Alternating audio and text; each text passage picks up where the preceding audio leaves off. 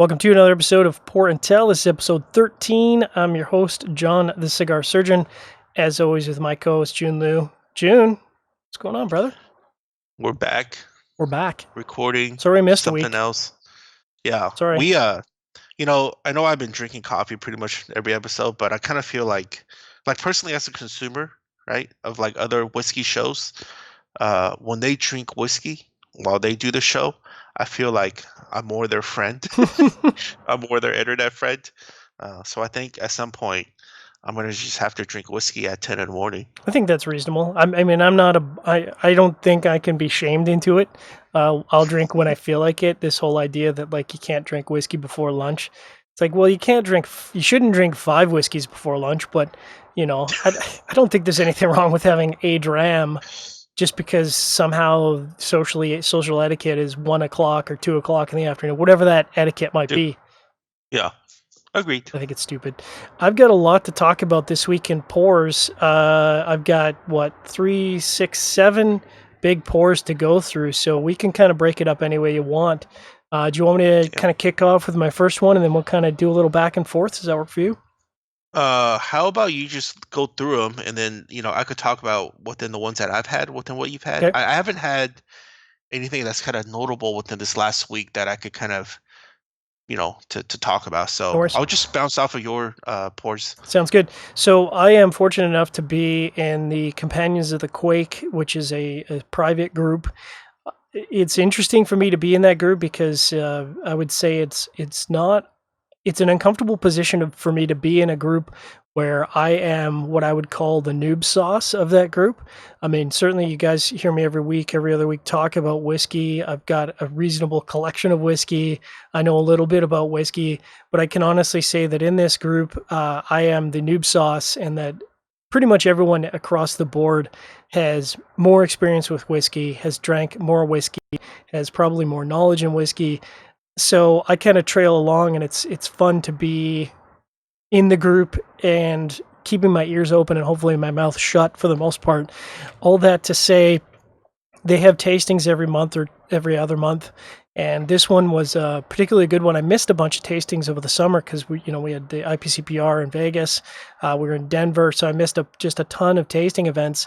I wasn't going to miss this one. This one was a combination of the Scotch Malt Whisky Society.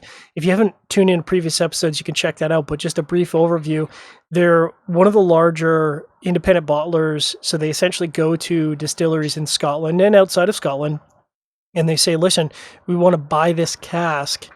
We don't want you to blend it. We want to buy this cask. We want to bottle it. So you can't in the rule in Scotland and a lot of other distillation countries is that you can't put your distillery name on it if the distillery doesn't bottle it. The way they get around that is they put codes on the bottle. Now there's 2 parts to the code. The first part is this tells you who the actual company that makes it. So it's official but unofficial. And the second one is the number of bottlings that they've done over time. So all that to say, I'm just going to lead in and not bore you with all this background. So right off the hopper, Monster Dram to start the night. It's a 24.132. So 24 is Macallan. 132. So they've done 132 bottlings of Macallan, which is a lot. This is a 16-year-old Macallan. It's 58.4%. So first of all, good luck getting a Macallan at cask strength without paying, Yeah, a lot of money. And older Macallan is really hard to come by, especially now. It's weird to me to think that Macallan has kind of had this resurgence. I guess when they came out with older no age statement stuff, I think a lot of the older stuff just jumped up in price. Like if you try to find a Macallan 18 now, they're like 2.5, 3 times what they used to be. Yeah. So this was a first fill ex-bourbon barrel. So there's no sherry maturation on this at all, which is really weird for Macallan because if you're an experienced Macallan drinker, you'll know that a lot of the flavor comes off that secondary maturation in ex-sherry casks. I mean, that's where a lot of that character comes from. So this was kind of interesting. It had interesting notes of spice, gingerbread. It was very buttery, very sweet. This is one of those one-offs for me where I find it very interesting to try something from a distillery that I know really well It's not necessarily within the wheelhouse or character of that distillery, which is part of why I like the Scotch Malt Society stuff. But to me, it was a little too far outside of what I define as a Macallan to really be high up there. I mean, granted, I'm drinking a 16-year-old cask strength Macallan, so really, we're cutting hairs, we're dividing hairs here. It's splitting hairs. I'm being a little absurd. I would rate this on the DP scale about a 6.5. So certainly above average, definitely in the good category. Sure. But I mean, a bottle of this bad boy was retailing about $460, right? So it is enjoyable, but for $460, I don't think that blows up my skirt enough to go hunting for that. I mean, maybe if you're a real Macallan aficionado, if you're a real collector, maybe that's something you're going to seek out. It's a little too rich for my blood. That's man. So I feel a little segregated in my thoughts about Macallan, because Macallan, no doubt, is one of the very first scotches that I had that I would say got me into Scotch. Um, but as years go by and they gain popularity and they have, marketing push behind them, um, I don't think most of their bottlings are worth the price anymore. Not to say that they're not good whiskey. They make some fantastic whiskey out there, but I feel like you could find something that's comparable at a cheaper price from a different brand. Yeah, I have to agree with you. I think there is, I mean, we don't really factor it into our scoring system because I don't think it's too complicated to factor in pricing, I think, in a score. We do have a value proposition. And I agree with you. I think if you look at $460 just in the Scotch whiskey market, yeah, that's insane. That's insane. I mean, I know it's 16-year, I know it's cask strength, but that is insane. Like, you can find something comparable for, I would probably say, $150, maybe $200 off. Easily. Yeah. And in my opinion, that would be at the same level of performance or better, I think. Yeah, agreed. Yeah. So, it was a nice way to. I don't want to say it's a palate cleanser because that's pretty disrespectful to Macallan. But I think when we talk about whiskeys of this caliber, it's a nice way to start the night off and kind of get you ready to drink some pretty phenomenal whiskey. Which leads me into the second whiskey, which I think kind of comparatively blew it out of the water. And the second whiskey of the night was a 37.105. So not a ton of bottlings of that. 105 is reasonable, but I wouldn't say extremely commonplace. That's a Cragganmore. And I don't know, have you had a lot of experience with Cragganmore? I do not. Actually have a bottle in my pantry of a 30-year Cragganmore, actually. But Fancy. I haven't been back to it in like maybe 8-9 years. Wow. Dude, I know I sound terrible. I probably just sounded like I don't even drink whiskey after that comment. Well, you have the same issue that I have, which is the Scotch acquisition disorder. You don't have a drinking problem; you have a buying problem, where you get so caught up in buying these bottles, and then it goes away in your collection, and you forget about it. You're like, oh my god, it's not. This is my only chance to try something like this. I have to buy it. That's exactly right. I mean, that's what happens. Is like you try to a tasting like this, you get all crazy about it because you're like, well, I'm never going to be able to get my hands on this bottle again. I better pick it up.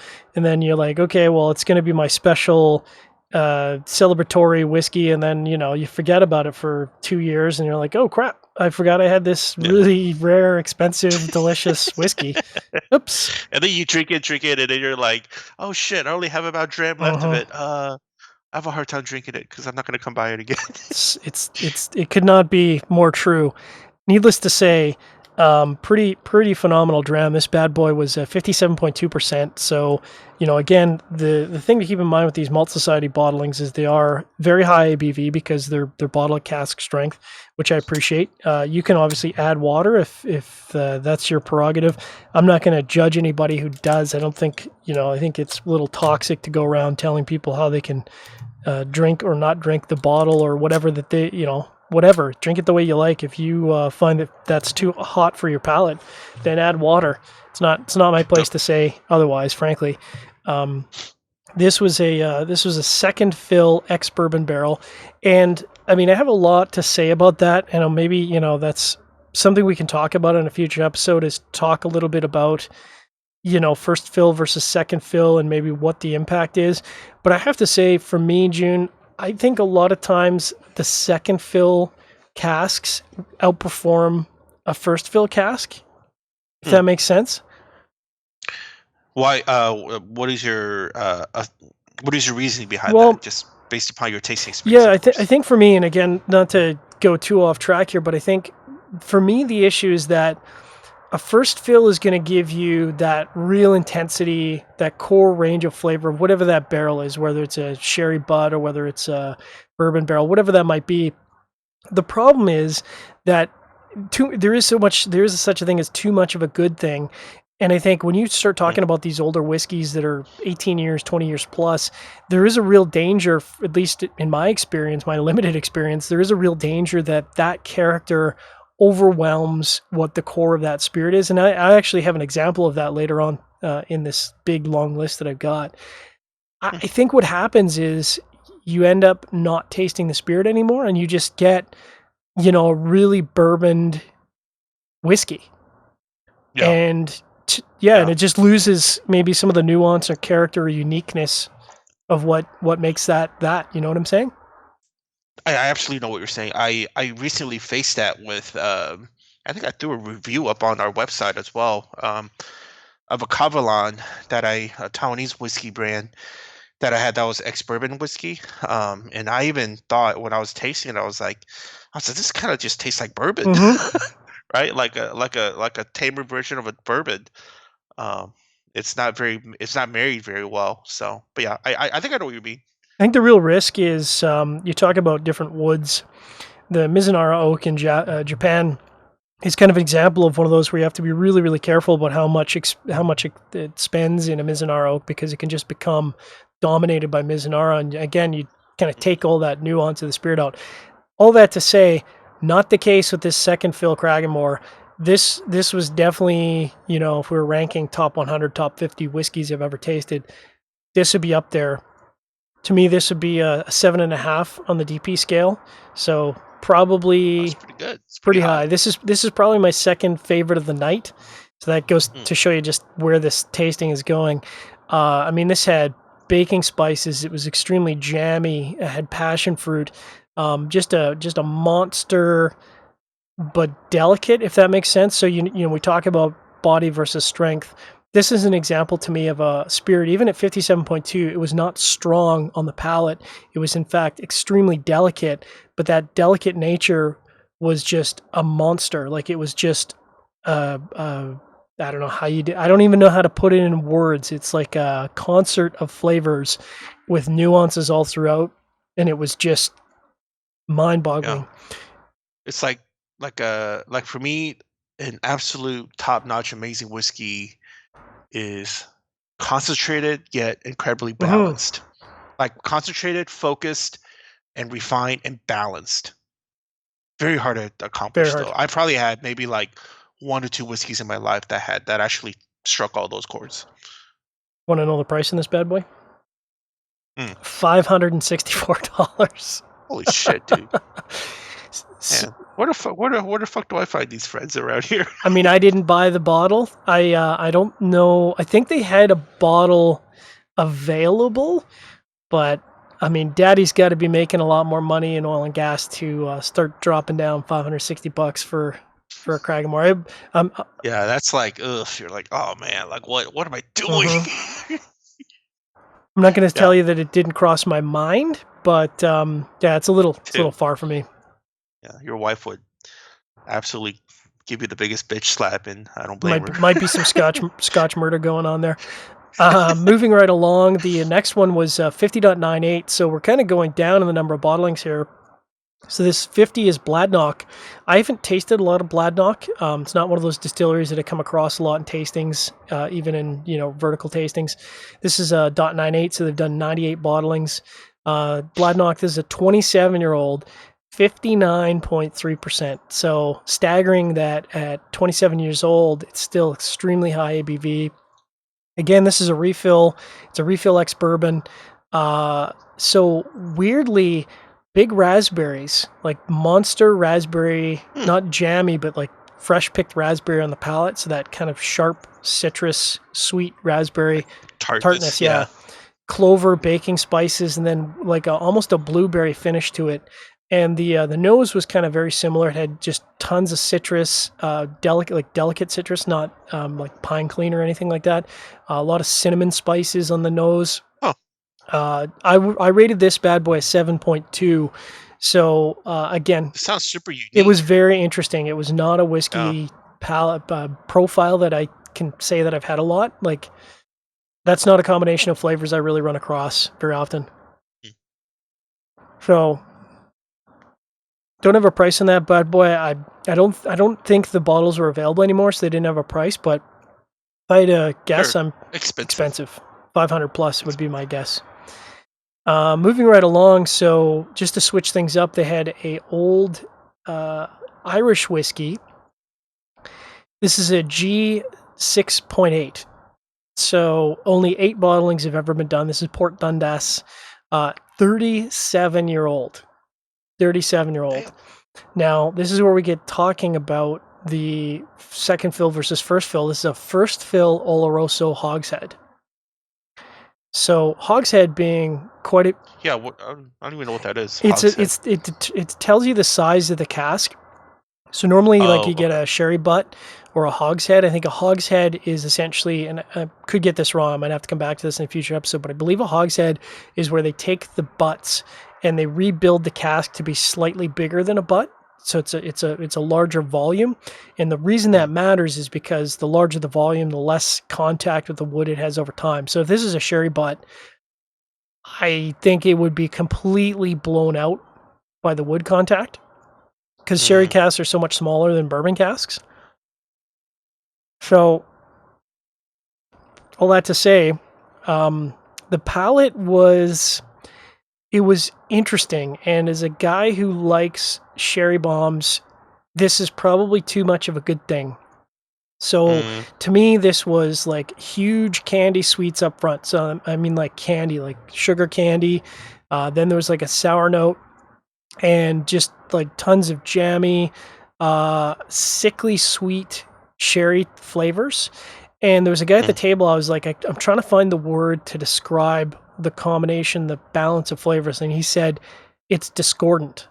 And I'm like, that is the perfect way to describe this. It's just all these really intense flavors, but there's no balance. There's no uniformity. There's no cohesion in the flavors. And so as a result, it had all these big notes, but it didn't really lend itself to be a very enjoyable experience, if that makes sense. Hmm.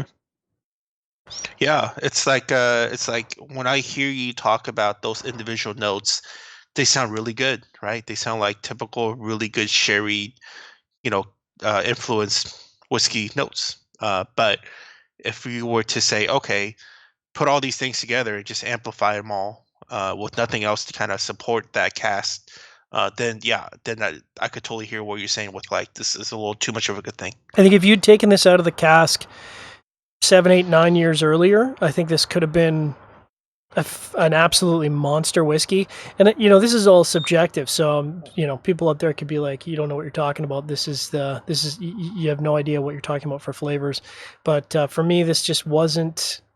It wasn't my thing. I rated it a 6.1 on the developing palate scale. So this is essentially just be kind of above average. Mm, Which is really disappointing for a whiskey of that, whiskey of that caliber. Um, I think the yeah. notes I have in my tasting notes, I said I just feel like it spent just too much time in a sherry cask. Too much of a good thing. Mm. Now we lead into my whiskey of the night, and I might have a bottle of this coming. So don't tell Oh, my wife. okay. This is one of my favorite distilleries. This is a 30.106 Glenrothes. It's 106, 106 bottlings. I've got a fair amount of Glenrothes. I've got famously a few years ago bought a Glenrothes 30-year because it was one of the best Glenrothes I'd had. I've had the Glenrothes John Ramsey edition, which was like $1,200 at an ancient tasting, and I would describe it as one of the best whiskeys I've ever had, period. To the point where I almost considered buying the bottle for $1,200. So that tells you just how crazy. Oh my God. Yeah. So only 21 years old, and I say only because I'll get into the notes here, 57.2%, which is respectable. Now, this is a second fill Pedro Ximenez cask. So Pedro Ximenez, of course, being a type of sherry. I particularly like Pedro Ximenez. Pedro Ximenez is kind of one of my favorites because you don't just get that sort of jammy, huge citrus bomb, like stone fruit bomb flavors, or I shouldn't say stone fruit, tropical fruits. It's got a lot of spices to go with it. So I'll talk about the whiskey and then talk about my score. So this like was just really, really jammy, like that nice jammy, complex citrus, stone fruit, citrus flavor, honey, spiced bread, jammy, almost what I would describe as and this is going to sound really weird, but almost like rotten fruit. Like, yeah, so I would say like if you can imagine raspberries and blackberries and stuff like that are almost to the point of fermented, if that makes sense. I know it's all fermented, but like I'm talking about if you actually left the fruit in a jar so long that it was rotten to the point of fermentation. And that's a weird combination of flavors, and it was almost off-putting. Like I think that profile went as far as you could go. I think if you put that in the cask for another 3 years, it would have been nasty. I think that would have taken it too far.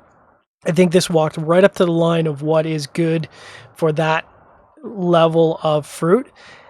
And I put, and this is my notes, could this be the best Glenrothes I've ever tasted? ? Deep. Wait, you said these are all independent bottlings, right? Ah, damn it. Okay. Oh.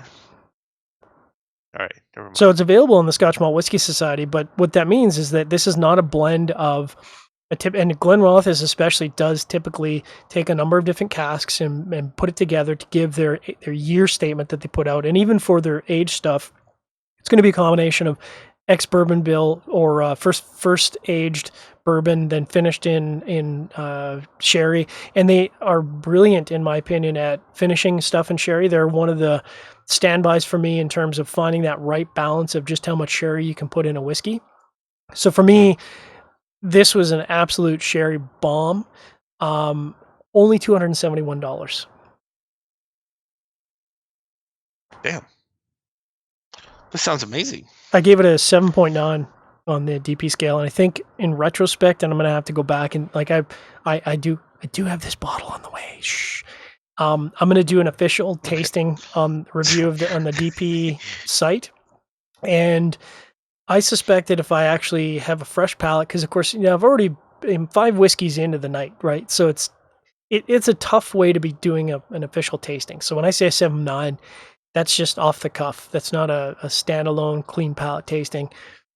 I suspect that this is probably going to land in the low to mid 8s by the time I'm done. Nice. Big praise. Massive praise. Yeah, definitely goes down as one of the best whiskeys I've ever tasted, hands down. Just everything was great. Moving into the Smoky Isle realm, 31.36. So 31 Distilleries, Isle of Jura. I love Jura stuff. Only 36 bottling, surprisingly. And I think that's really because Jura is not big enough to really support a lot of, like, they can't afford necessarily to sell a lot of casks. So as a result, the Malt Society's only done, this is only 36 bottling. This is a monster. 29-year-old. Now, the ABV is down. Now, I'm not sure if that's because of the conditions of where it ages on the Isle. Maybe that there is a lot of angel share loss. 52.6%. So certainly very approachable. And this is a second fill toasted hogshead. So they've taken a ex-bourbon hogshead. They've retoasted it to give more of that earthy, woody, bourbony character, and then aged for 29 years, which is a long time. And I think that's the right call. Again, we talk about first fill, second fill. To me, this is the right call. This was kind of everything that's right with an Islay whiskey. Weirdly, the nose was extremely balanced, just kind of light, delicate, seaweed smoke saltiness that you really kind of had to reach for. So this is not, the Lafroig, Lagavulin, Ardbeg where it blows your nose out. It was very, very subtle, very nuanced. And you're going to find that with a lot of aged Islay stuff because over time, part of that maturation process really eliminates the intensity of the peat influence on the spirit. Like it just kind of becomes more nuanced and almost a background note. Mm. Wonderfully balanced. It was on the palate. It was oily. You get that great Islay oiliness in the mouth, smoky, oaky, salty, but not overly intense, not palate wrecking. It was just, it was nuanced. It was an elegant Islay whiskey. I put all the delicious things that I love in an Islay whiskey. Of course, it's Isle of Jura, but I keep calling it Islay, but it's an Isle of Jura. So it's not technically an Islay whiskey, but at any rate, all of the delicious Close things, enough. very good. Nice. This was $371. I did contemplate it. It did go through my mind. But $371, that's a few bucks. I gave this a 7.3 on the DP scale. I think that's a fair score. I think it definitely in the mid sevens. So, we're talking pretty spectacular. Mm. So within all of these that you're tasting, right? Like, do you have the opportunity to buy them after you taste them, or how does this work? Yeah, many of them you do. Oh, yep. okay. These are Gotcha. available. Got it. But granted, when you look, I didn't write down the number of bottles, but you look at a 29-year-old hogshead fill. I could look it up, but I bet the bottling available, I bet there's probably 115, 120 bottles of that top at the most. Yeah. With that kind of an age, yeah. Yeah. Okay. And especially cask strength. Right. And then last but not least, this is a whiskey that it was kind of an interesting way to finish the night. And this was a whiskey that I think if you are experienced with Islay whiskeys, that you immediately identified it. And I think for the most part, everyone that was at the tasting nosed it and went, oh yeah, it's an Ardbeg. I don't even need you to tell me it's an Ardbeg for sure. And it's a 33.137. There is some interesting pieces of this that'll talk about. This is only 10-year, 59.9%. Just a monster. First fill bourbon. Like I said, I put in my notes, I said, first note is unmistakably Ardbeg. This is very Ardbeg, and it's one of the Ardbegs that is very perfumey, if that makes sense. Mm-hmm. Lavender, that kind of French perfumey, which to me is off-putting. I'm not a fan of those notes, not a fan of those flavors. Yeah, that's just not my thing. But I put in here that the nose is tricksy because when you taste it, it's just a smoke bomb. It's just a peat bomb that just goes off and it just does not stop. It's so palate smashing that you're chewing peat through the experience. So if you don't like a big peaty Islay whiskey, you would hate this. But I also feel like Ardbeg is also one of the Islay whiskeys out there in general within their portfolio that is actually the most approachable Yes. Islay Yep. out there, So Yep. So it's like Ardbeg 10, like just regular Ardbeg 10 is what I will give probably will be a candidate. I will be someone that I'll give to someone that doesn't really know Islay, right? Yep. And I'll be like, this is your introduction to Islay. If you like this, we could go deeper into the water. Yeah. So, I mean, again, I think that's one of the interesting things about the Malt Society is that you'll get a bottle from the distillery. And like you said, well, this is completely contrary to the type of whiskey that they typically put out. And to me, that's kind of part of the attraction is it's not going to taste like an Ardbeg Corey Vreck and it's not going to taste like an Ardbeg Tag. It tastes like what it tastes like, which is it's something unique from the distillery that you've never had quite that flavor profile before. Make it even more complicated. This bottle is not for sale. You cannot buy this whiskey. Oh, yeah, and it's kind of fun. So this is a Malt Society bottling that they released from Ardbeg, It's meant to only be poured at tastings. So it's occasionally going to crop up at a particular tasting. They're going to pour it for you. You're not going to know it's coming because they're not going to tell you in advance. They're going to put it obviously near the end of the lineup because it's so monster. But you're going to get a chance to taste it. You can't buy it. So it's kind of fun to experience it. Oh. That's cool though. Yeah. It's one of those event exclusives. Yeah. Kind of fun. So, I mean, that was a lot. I realized that I talked a lot about the Malt Society bottlings, but I had to share that experience because it was, it's kind of one of those great tasting experiences that I'm not going to quite replicate ever again, and led to some interesting flavor combinations. So, yeah. Monster tasting. Monster tasting. Monster old tasting. Yeah. All right. So that's all I got for pours this week. We do have some libation news if you want to get into that. Yeah, how are we doing on time? Are we? I mean, we could probably push some libation news to next week. Maybe that makes sense. Okay, sounds good. Yeah. I think I talked at great length, but like I said, there's just so much going on with that tasting that I felt I really had to share that, just because, that's a unique experience. It's, even if I go to another big tasting again, I'm not going to replicate those kind of bottles. It's going to be a unique experience, and again, that's what I love about the Malt Society and one-off. How does give the audience and me an understanding of like how you would join this society? Yeah, so if you're in the States, which most of our listeners are going to be, the Malt Society has chapters throughout the United States. Now, they're not going to have chapters everywhere. Obviously, it's limited in terms of what cities they can service, but there is local chapters. To me, the big advantage of the Malt Society, first off, is that like any tasting, you can go to a Malt Society tasting for relatively cheap. As a society member, tastings usually only cost $30-$40. And you think about, I mean, now granted, you're not going to get a range of 25-year-old plus whiskey every time, but you are going to get a range of cask strength, single cask whiskeys that are going to range all the way up to 30 plus years. And it's not uncommon to have multiple old whiskeys that are in the range. So you go to the tasting typically blind, so they don't tell you what the bottles are unless you do your research.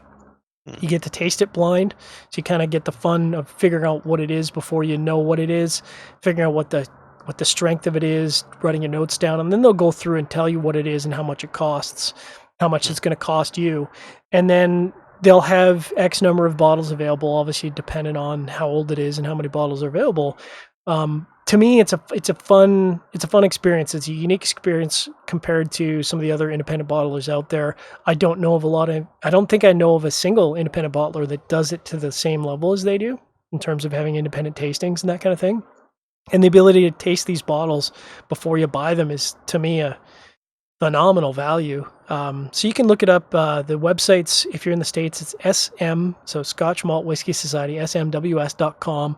They'll have details on there as to, where you can sign up, if there's a chapter in your local area. And even if there's not a chapter in your local area, you can still sign up to be a member. There's an annual fee, of course, because it's a pretty expensive process for them to go through this and go to the distilleries and buy these bottles, buy these casks.